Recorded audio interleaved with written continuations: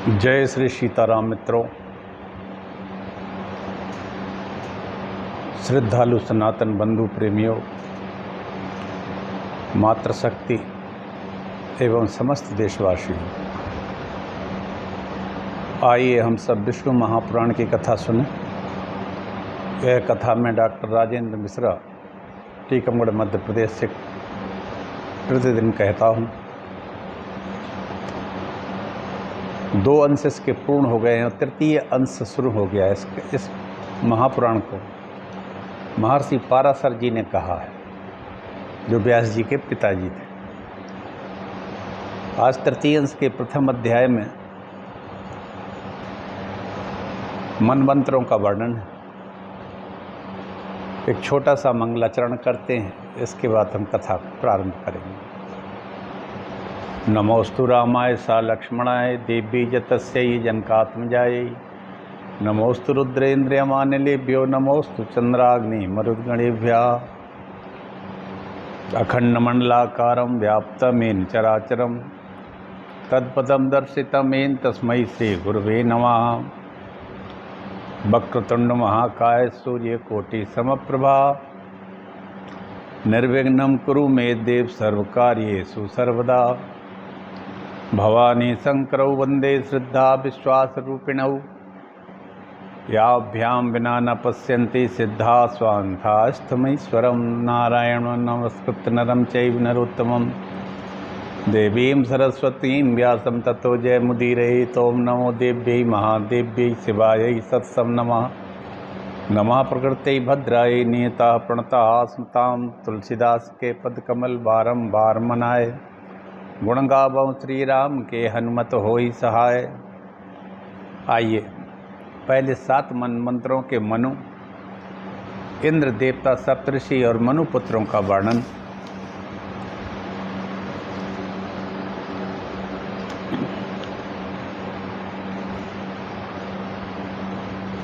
श्री मैत्री जी कहते हैं, गुरुदेव, आपने पृथ्वी और समुद्र आदि की स्थिति तथा सूर्य आदि ग्रहगण संस्थान का मुझे विस्तार पूर्वक वर्णन किया।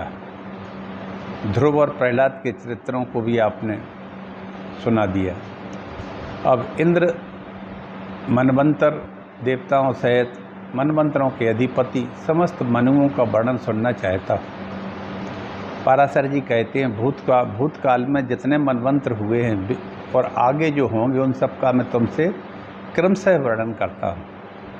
मनवंतरों की अभी कथा मैंने सिर्फ महापुराण में भी कही थी और इसमें भी कहता हूँ।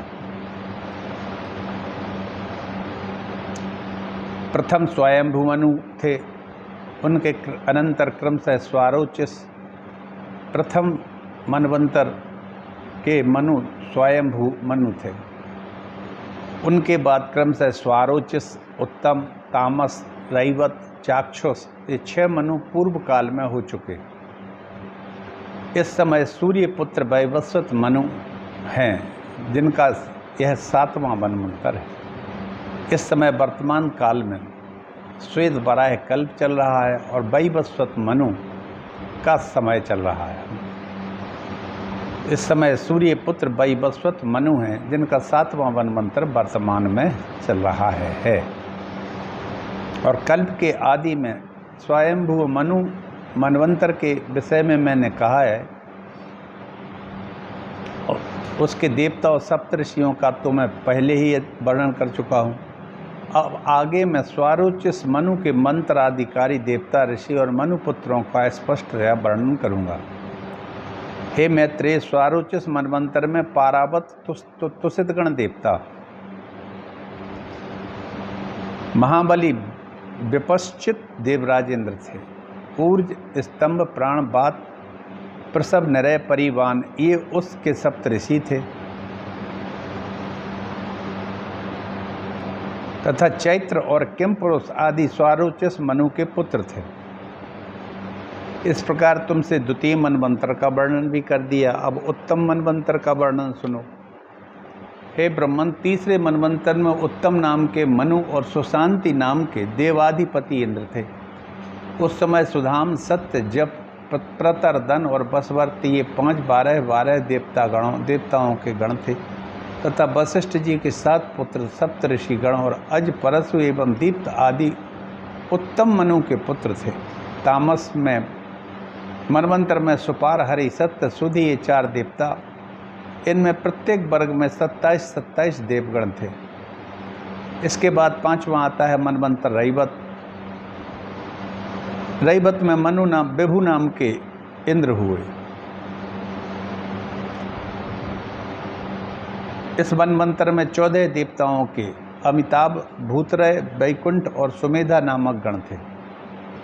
हे विप्र, इस रैवत मनवंतर में हिरण्य रोमा, वेदश्री, ऊर्ध्वबाहु, वेदबाहु, सुधामा, पर्जन्य, महामुनि, साप, सप्तऋषि थे। रैवत मनु के पुत्र बलबंधु, संभाव्य और सत्यक। हे मैत्रेय, स्वारोचिस, उत्तम, तामस और रैवत, ये 4 मनु राजा प्रियव्रत के वंशधर कहे जाते हैं। ये 4 मनु जो हैं ये राजा प्रियव्रत के वंशधर कहे जाते हैं। प्रियव्रत की तपस्या के द्वारा भगवान विष्णु की आराधना करने अपने वंश में उत्पन्न हुए इन 4 मनवंतराधिपों को प्राप्त किया था। छठे मनवंतर में चाक्षुष आते हैं। 7वें मनवंतर में सूर्य पुत्र महातेजस्वी बुद्धिमान श्राद्ध देव जी मनु हैं। हे महामुने, इस मनवंतर में आदित्य, वसु, रुद्र आदि देवगण हैं। पुरंदर नामक इंद्र हैं। इस समय वशिष्ठ, काश्यप, अत्रि, जमदग्नि, गौतम, विश्वामित्र, भारद्वाज, ये सप्तऋषि हैं। वैवस्वत मनु के इक्ष्वाकु, नृग, धृष्ट, सरियाति, नरस्यंत, नाभाग, अरिष्ट, करुष और प्रसग्न, ये अत्यंत लोक प्रसिद्ध 9 धर्मात्मा पुत्र हैं। समस्त मनवंतरों में देव रूप से स्थित भगवान विष्णु की अनुपम तत्सत्व प्रधाना शक्ति ही संसार की स्थिति में उसकी अधिष्ठात्री होती है। सभी मनवंतरों में कोई भी मनवंतर चल रहा हो उसमें भगवान के अनुपम सत्व प्रधाना शक्ति ही उसकी अधिष्ठात्री होती है। सबसे पहली स्वयंभू मनु में मानस देव यज्ञ पुरुष विष्णु शक्ति के अंश से ही आकुति के गर्भ से उत्पन्न हुए थे। फिर स्वारोचिस मनवंतर के उपस्थित होने पर वे मानस देव अजित ही तुषित नामक गणों और तुषिता से उत्पन्न हुए। फिर उत्तम मनवंतर में तुषित देव ही सर्वश्रेष्ठ देवश्रेष्ठ सत्यगण के सहित सत्य रूप से सत्या के उदर से प्रकट हुए थे। तामस मनवंतर के प्राप्त होने पर वे हरि नाम देवगण के सहित हरि रूप से हरिया के गर्भ से उत्पन्न हुए। तत्पश्चात वे देवश्रेष्ठ हरि रैवत मनवंतर में तत्कालीन देवगण सहित संभूति के उदर से प्रकट हो मानस के नाम से विख्यात हुए।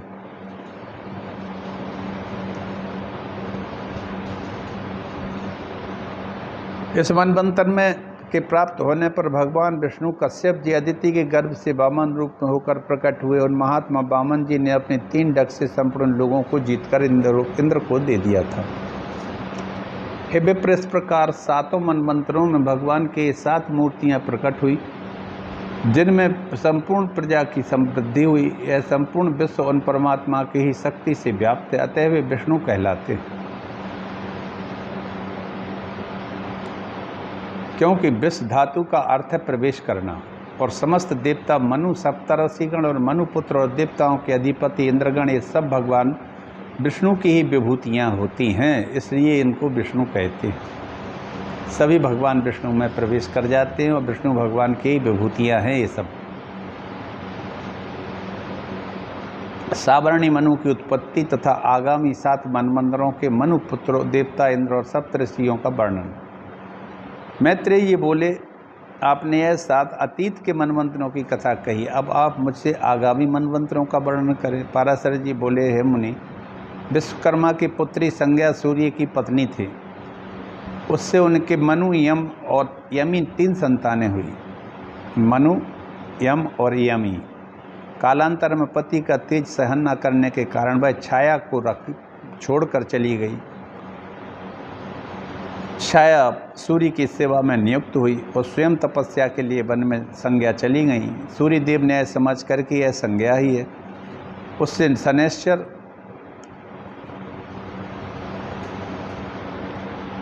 एक और मनु तथा तप्ती, ये तीन, शनैश्चर, मनु और तप्ती, ये तीन संतानें उत्पन्न की छाया से। एक दिन छाया रूपणी संज्ञा ने क्रोधित होकर अपने पुत्र के पक्षपात यम को श्राप दे दिया। तब सूर्य और यम को विदित हुआ कि यह तो कोई और है।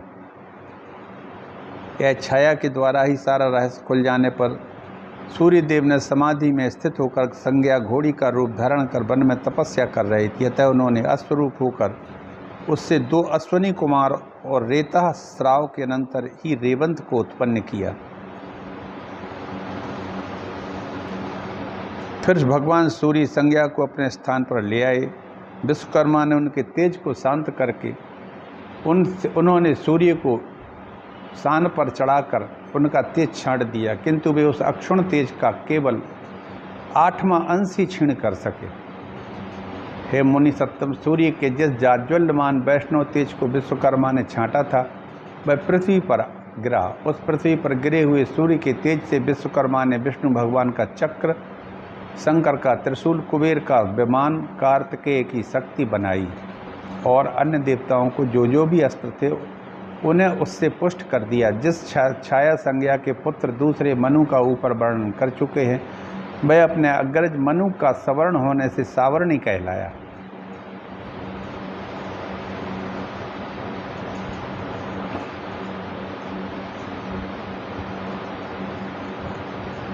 हे महाभाग सुनो, अब मैं इस सावर्णी नाम के 8वें मनमंत्र का जो आगे होने वाला है वर्णन कर देता हूँ। यह सावर्णी ही उस समय मनु होंगे और सुतप, अमिताभ, मुखगण देवता। उस समय दीप्तिमान गालव, राम, कृप, द्रोण पुत्र अश्वत्थामा, मेरे पुत्र व्यास और 7 में ऋषि श्रृंगे सप्तऋषि होंगे तथा पाताल लोकवासी विरोचन के पुत्र बलि विष्णु भगवान की कृपा से तत्कालीन इंद्र और सावर्णी मनु के पुत्र बिरजा, उर्वरीमान और निर्मुख आदि तत्कालीन राजा होंगे। हे मुनि, 90 सावर्ण दक्ष सावर्णी होंगे। उनके समय पार, मरीचि, गर्भ, सुधर्मा नाम 3 देव वर्ग होंगे। 10 में मनु ब्रह्म सावर्णी होंगे। उनके समय सुधामा और विशुद्ध नामक 100 देवताओं के 2 गण होंगे। महाबलवान शांति उनका इंद्र होगा। ब्रह्म सावर्णी के सुक्षेत्र, उत्तमौजा और भूरिषीण आदि 10 पुत्र पृथ्वी की रक्षा करेंगे। 11वां मनु धर्म सावर्णी, उस समय होने वाले देवताओं के विहंगम, कामगम और निर्वाण रति नामक मुख्य गण होंगे।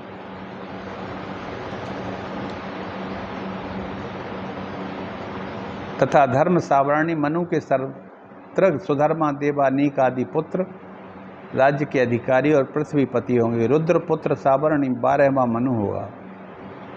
इसके अंतर ऋतुधामा नामक इंद्र होगा। उस समय उन मनु के देवमान, उपदेव, देवश्रेष्ठ आदि पुत्र होंगे। 13वां रुचि नाम का मनु होगा।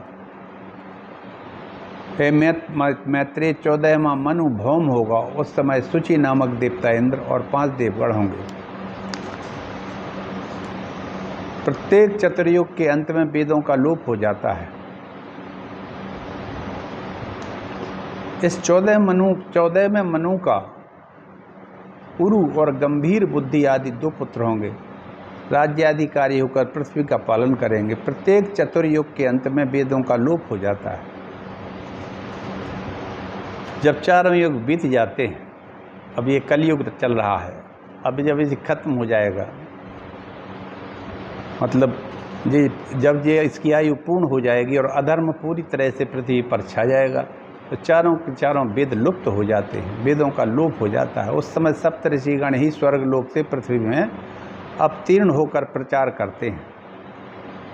प्रत्येक सत्ययुग के आदि में मनुष्य की धर्म मर्यादा स्थापित करने के लिए स्मृति शास्त्र के रचयिता मनु का प्रादुर्भाव होता है और उस मनवंतर के अंत पर्यंत तत्कालीन देवगण यज्ञ भागों को भोगते हैं तथा मनु के पुत्र और उनके वंशधर मनवंतर के अंत तक पृथ्वी का पालन करते हैं। इस प्रकार मनु, सप्तऋषि, देवता, इंद्र और मनु पुत्र राजागण ये प्रत्येक मनवंतर के अधिकारी होते हैं। हे द्विज, इन 14 मनमंत्रों के बीत जाने पर एक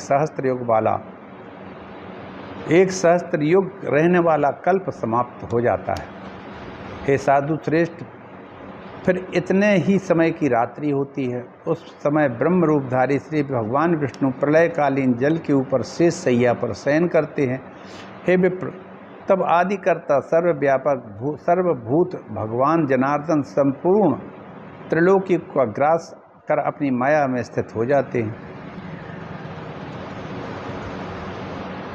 हे दुश्रेष्ठ, मनु पुत्र राजागण, इंद्र देवता, सप्तऋषि, ये सब जगत का पालन करने वाले भगवान के सात्विक अंश हैं। हे मैत्रेय, स्थिति कारक भगवान विष्णु चारों युगों में जिस प्रकार व्यवस्था करते हैं सुनो। समस्त प्राणियों के कल्याण में तत्पर वे सर्वभूतात्मा सत्ययुग में कपिल आदि रूप धारण कर परम ज्ञान देते हैं। त्रेता में वे प्रभु चक्रवर्ती भूपाल होकर दुष्ट का दमन करके त्रिलोकी की रक्षा करते हैं।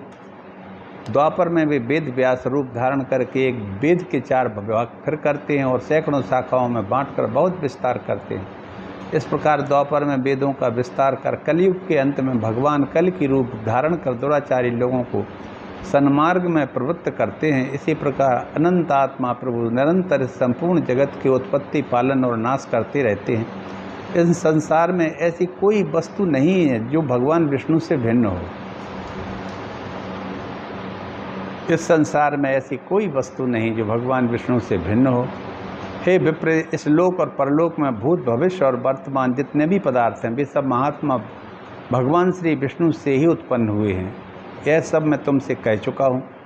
मैंने तुमसे संपूर्ण मनमंत्रों और मनमंत्राधिकारियों का वर्णन कर दिया। कहो और क्या सुनाऊँ। पराशर जी ने 14 मनमंत्रों की कथा और उनका विस्तार से वर्णन कर दिया। मैत्रेय जी कहते हैं,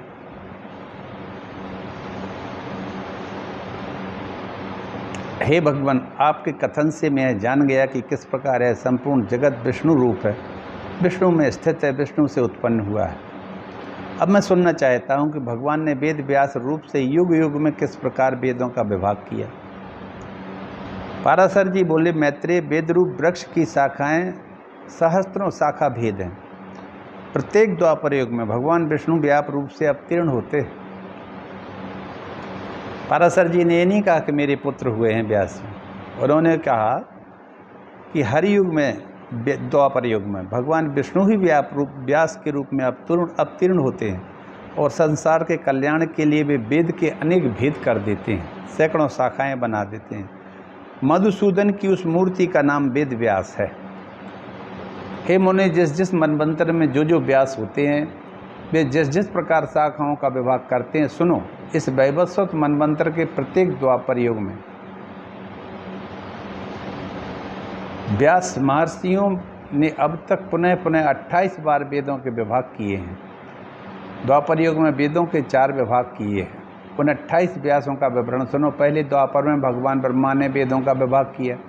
दूसरे द्वापर में वेद व्यास प्रजापति हुए। तीसरे द्वापर में शुक्राचार्य जी। चौथे में बृहस्पति जी व्यास हुए। 5वें में सूर्यदेव और 6वें में भगवान मृत्यु व्यास कहलाए। 7वें द्वापर में वेद व्यास इंद्र। 8वें में के वशिष्ठ, 9वें के सारस्वत और 10वें के त्रिधामा कहे जाते हैं। 11वें में त्रिशिक, 12वें में भरद्वाज, 13वें में अंतरिक्ष, 14वें में वर्णी नामक व्यास हुए। 15वें में त्रय्यारुण, 16वें में धनंजय, 17वें में ऋतुंजय, तदनंतर 18वें में जय नामक व्यास हुए। फिर 19वें व्यास भरद्वाज हुए। भरद्वाज के पीछे गौतम, गौतम के पीछे जो व्यास हुए वे हर्यात्मा कहे जाते हैं। हर्यात्मा के अनंतर बाज श्रवामुनि व्यास हुए। इसके पश्चात सोम सूक्ष्म वंशी तृणबिंदु 23वें भी वेद व्यास कहलाए। उनके पीछे भृगुवंशी रक्ष व्यास हुए जो वाल्मीकि कहलाए। तदनंतर हमारे पिता शक्ति हुए और फिर मैं हुआ और मेरे अनंतर जातुकर्ण व्यास हुए और फिर कृष्ण द्वैपायन। इस प्रकार ये 28 व्यास प्राचीन हैं। इन्होंने द्वापर आदि युगों में एक ही वेद के 4-4 विभाग किए। हे मुने, मेरे पुत्र कृष्ण द्वैपायन के अनंतर आगामी द्वापर युग में द्रोण पुत्र अश्वत्थामा वेद व्यास होंगे। अब इनके बाद जो अगला युग आएगा उसमें अश्वत्थामा जो द्रोणाचार्य जी के पुत्र हैं वो व्यास होंगे। यह अविनाशी एकाक्षर ही ब्रह्म है, यह बृहत और व्यापक है।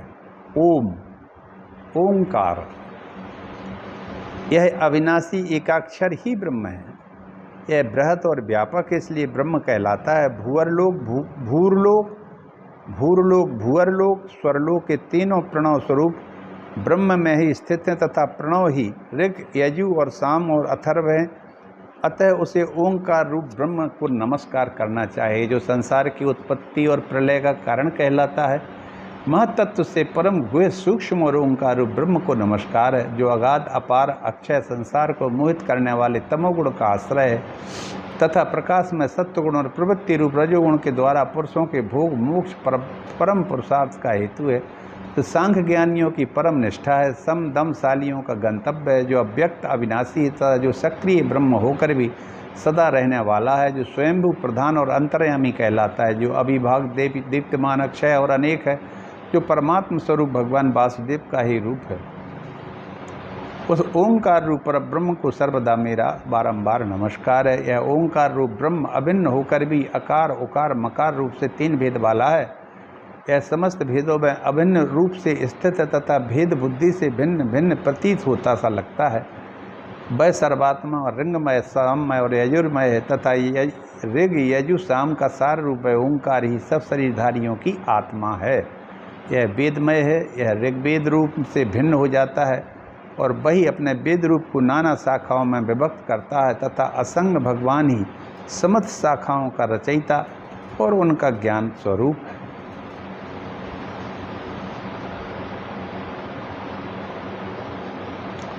वह असंग भगवान ही समस्त शाखाओं के रचयिता और उनका ज्ञान स्वरूप है। वह वेदमय है, वही ऋग्वेद आदि रूप से भिन्न हो जाता है, वही अपने वेद रूप को नाना शाखाओं में व्यक्त करता है और असंग भगवान ही समस्त शाखाओं का रचयिता और ज्ञान का स्वरूप है। मित्रों, इसी के साथ मैं आज अपनी वाणी को विराम देता हूँ। मनवंतर की व्याख्या और कथा 14 मनवंतरों की मैंने कही है और ओंकार का स्वरूप भगवान ने का बताया। 28 व्यास बताए हैं। आगे वाले व्यास जो होंगे वो होंगे अश्वत्थामा। कृष्ण द्वैपायन तक की कथा हो गई है। कल ऋग्वेद की शाखाओं का विस्तार कहूँगा। 4था अध्याय पूर्ण हो गया है। दूसरा अंश है ये।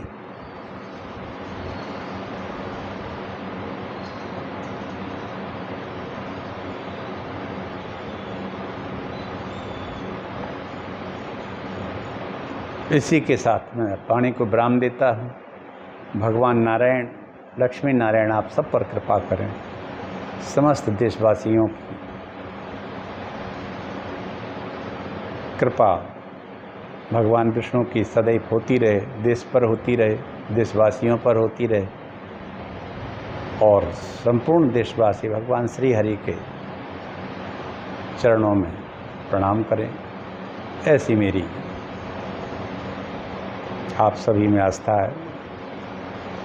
आइए इसी के साथ सब लोग प्रेम से बोलो, लक्ष्मी नारायण भगवान की जय।